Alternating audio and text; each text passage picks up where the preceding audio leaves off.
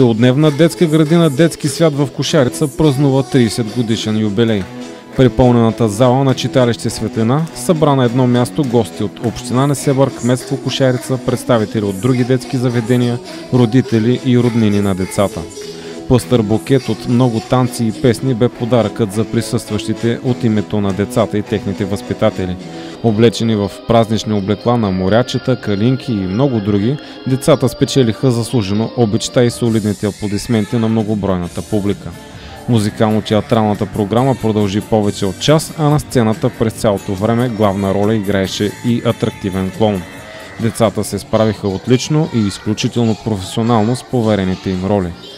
Целодневна детска градина Детски свят е създадена през 1985 година и представлява детско заведение с две смесени разновъзрастови групи, всяка от които с капацитет по 25 деца. В детското заведение работят 4 педагози и 4 служители непедагогически персонал.